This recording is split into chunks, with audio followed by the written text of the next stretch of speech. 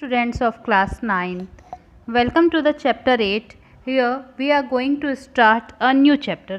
What is the need of start new chapter and why direct chapter 8 after chapter 3? So dear students, this chapter is closely connected with the chapter 3 atomic structure. That's why we are studying this chapter in sequentially with the chapter 3. Okay, let's start. Student, in previous classes we study about the atomic structure and sequential electron filling in the orbits. किस orbit में कितने electron होते हैं ये आपने already पढ़ा हुआ था. ठीक है, अब हम आगे पढ़ेंगे कि वो इलेक्ट्रॉन की फिलिंग कैसे करते हैं and chemical bonding. Simple electrons की फिलिंग तो इजी है, ठीक है, बट जब ये बॉन्डिंग कब होगी? जब दो अलग अलग मॉलिक्यूल्स आपस में फ्यूज़ करेंगे. Understand? Okay, just like I am taking the example. Dear students, let's see the structure and example. We are taking the example of chlorine. Atomic number 17, atomic configuration 2, 8 and 7. That is other chlorine molecule. Other chlorine atom, and its molecular configuration is also 2, 8 and 7. Students, as you know कि कोई भी atom यदि stable रहना चाहता है तो उसके last shell पे मिनिमम 8 इलेक्ट्रॉन्स होने चाहिए. कितने इलेक्ट्रॉन्स होने चाहिए? उसके लास्ट शेल पे मिनिमम 8 इलेक्ट्रॉन्स होने चाहिए. अंडरस्टैंड? इतना क्लियर है? ओके. अब इस क्लोरीन के पास भी एक की कमी है, इस क्लोरीन के पास भी एक की कमी है. ठीक है, तो ये किसी को डोनेट कर सकते हैं क्या? नहीं कर सकते. ले सकते हैं या शेयरिंग कर सकते हैं. या तो किसी से एक इलेक्ट्रॉन ले लें या किसी से शेयरिंग कर लें. तो यहाँ पर दूसरा क्लोरीन मॉलिक्यूल है, ये भी डोनेट नहीं कर सकता. तो जब दोनों डोनेट नहीं कर सकते हैं तो दोनों आपस में एक इलेक्ट्रॉन को बांट लेते हैं कि लो इसको तुम भी यूज़ करो, मैं भी यूज़ करूँ. ठीक है, तो यहाँ पर दो Cl मॉलिक्यूल जुड़े इसलिए हो गया Cl2. हम एक दूसरा एग्जाम्पल लेते हैं. Argon Ar, atomic number 18, atomic configuration 2, 8 and 8. Last shell पे 2 इलेक्ट्रॉन है, कंप्लीटेड है, तो ये स्टेबल हो जाएगा. ठीक है, सेम वैसे ही एग्जाम्पल ले सकते हैं हम हीलियम का. हीलियम के लास्ट शेल पे 2 इलेक्ट्रॉन्स है, तो ये भी क्या है? Stable molecule. Chemical bonding means कोई भी केमिकल है या कोई भी सब्सटेंस है उसके बीच में किस तरीके का बॉन्ड है. ठीक है, बॉन्ड मतलब ये वाला बॉन्ड कि उनके इलेक्ट्रॉन्स के बीच में किस तरीके का बॉन्ड है, उनके जो इलेक्ट्रॉन्स है वो किस तरीके से म्यूचुअल रिलेशनशिप में है. क्या वो शेयरिंग कर रहे हैं या वो डोनेट कर रहे हैं. स्टूडेंट्स, कोई भी मॉलिक्यूल में, किसी भी मॉलिक्यूल में या किसी भी एटम में जितने इलेक्ट्रॉन्स की शेयरिंग होती है या जितने इलेक्ट्रॉन्स वो डोनेट करता है वो टर्म होता है उसकी वैलेंसी. क्या होता है? उसकी वैलेंसी. अंडरस्टैंड? क्लियर है? जैसे यहाँ पर कितने इलेक्ट्रॉन्स की शेयरिंग हो रही है? 1. तो क्लोरीन की वैलेंसी इज 1.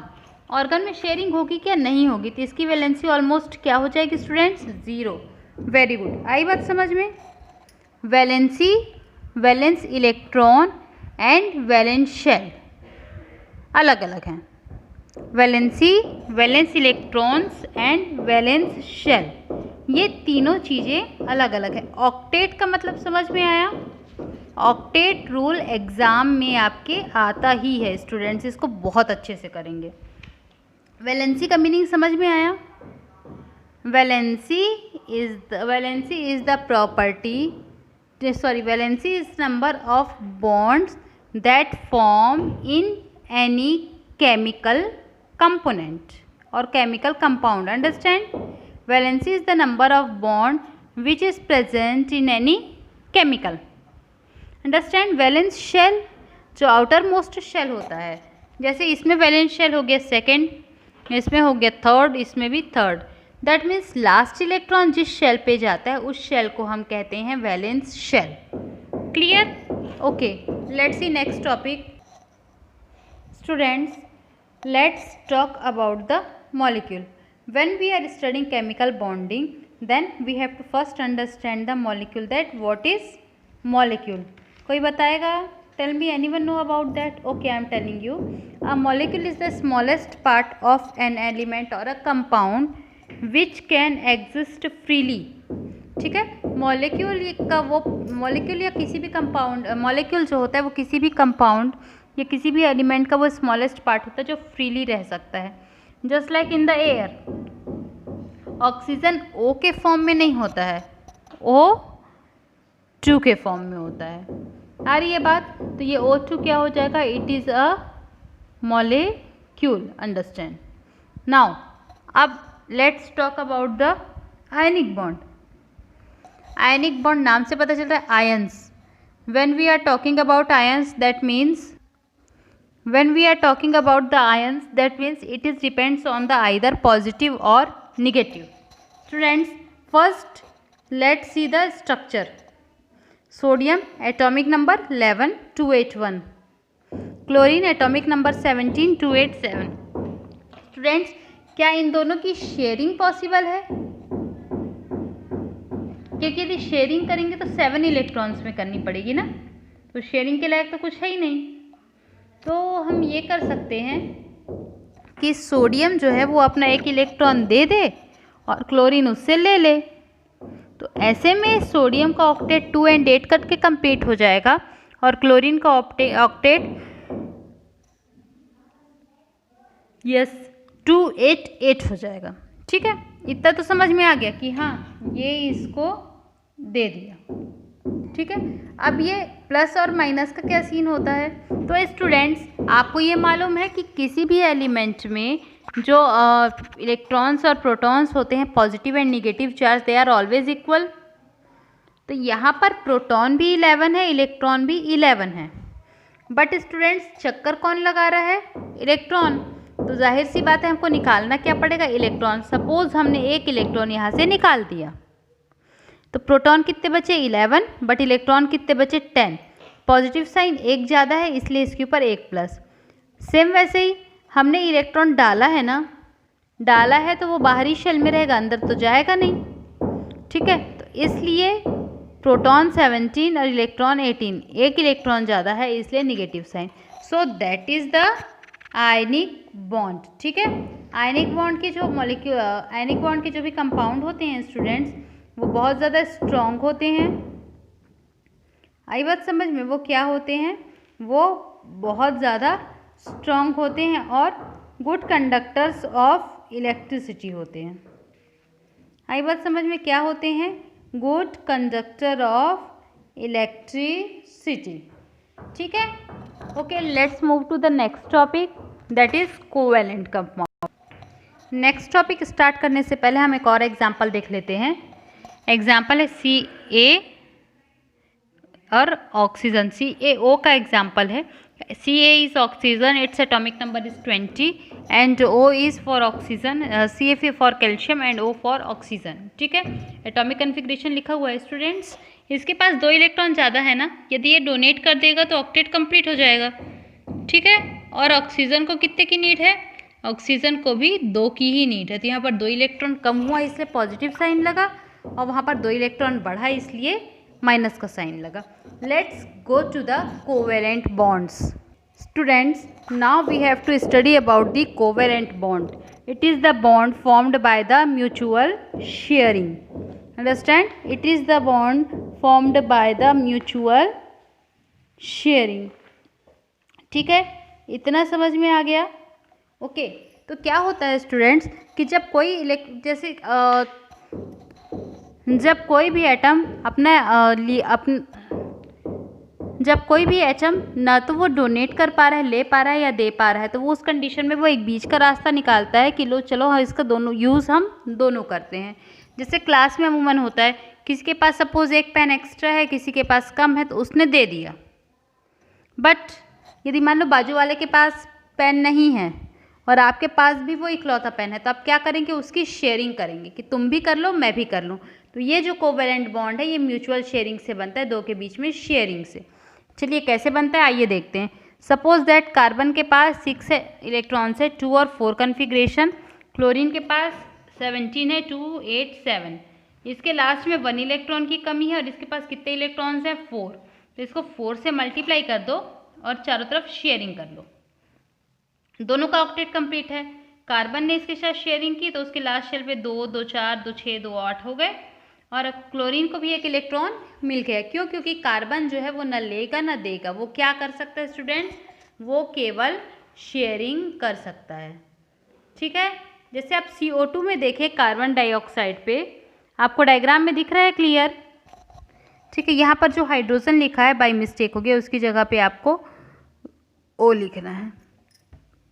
दिख रहा है ऑक्सीजन के लास्ट शेल पे 6, ठीक है, एंड कार्बन पे 4। यहाँ पर 2 से शेयरिंग कर लिया तो ये 2 बॉन्ड बन गए। ठीक है, सेम वैसे ही वाटर में होगा, सेम वैसे ही नाइट्रोजन पे होगा। ये देखते हैं नाइट्रोजन में कैसे होगा। Students, as in shown diagram, you can see the electron dot structure of nitrogen. Students, जो इस टाइप के स्ट्रक्चर होते हैं ना, जो हमने आयनिक बॉन्ड में भी देखा था, एंड इसमें जो डॉट करके बनाए जा रहे हैं, इन स्ट्रक्चर्स को कहा जाता है इलेक्ट्रॉन डॉट स्ट्रक्चर या Lewis structure. Very important topic, electron dot structure और लेविस स्ट्रक्चर। ओके स्टूडेंट्स, यहाँ पर तो अपना ये ख़त्म होता है कोवेलेंट बॉन्ड। ठीक है, अब मैं फटाफट आपको प्रॉपर्टीज़ बता देती हूँ ionic bond and covalent bonds की। ठीक है, आयनिक कंपाउंड और कोवेलेंट कंपाउंड की। स्टूडेंट, आयनिक कंपाउंड की प्रॉपर्टीज़ है soluble in water, as I already told you, water में डिजॉल्व होकर अपने पॉजिटिव और निगेटिव आयंस देते हैं, जिसके कारण ये गुड कंडक्टर्स ऑफ इलेक्ट्रिसिटी होते हैं। ठीक है, इनका melting and boiling point high होता है क्योंकि अपोजिट चार्ज एटम्स है ना। Wait, let's see this example. क्योंकि अपोजिट आयंस है पॉजिटिव और निगेटिव आयंस जो हैं वो एक दूसरे को बिल्कुल अट्रैक्ट करके और आपस में बांध के रखते हैं, जिसकी वजह से इनकी मेल्टिंग और बॉइलिंग पॉइंट बहुत ज़्यादा हाई होती है। ठीक है, इनके बीच में पाए जाने वाले अट्रैक्शन फोर्स को कहा जाता है electrostatic attraction force. Yes, electrostatic attraction force. ठीक है, और चूंकि ये बॉन्ड बहुत ज़्यादा स्ट्रॉन्ग है, इलेक्ट्रोस्टैटिक बॉन्ड है, तो इनको तोड़ने के लिए भी एनर्जी की हाई अमाउंट की नीड होती है। ओके, देन कोवेलेंट कंपाउंड की स्टडी देख लीजिए आप। कोवेलेंट कंपाउंड वाटर में सॉल्यूबल नहीं होंगे। इसका एग्जाम्पल आप ले सकते हैं ऑयल या फिर पेंट्स वगैरह। ठीक है, देन मेल्टिंग और बॉइलिंग पॉइंट बहुत ज़्यादा लो होता है एंड नॉट कंडक्ट इलेक्ट्रिसिटी, क्योंकि ये आयंस में डिवाइड नहीं होते। Okay students, focus on the keywords of this chapter, that is the ions. You know that ions means positive or negative ions. Cation and anion, positive and negative ion. Ionic bond, I already explained you. Covalent bond, you already done it. Sharing, mutual relationship. Valency, what?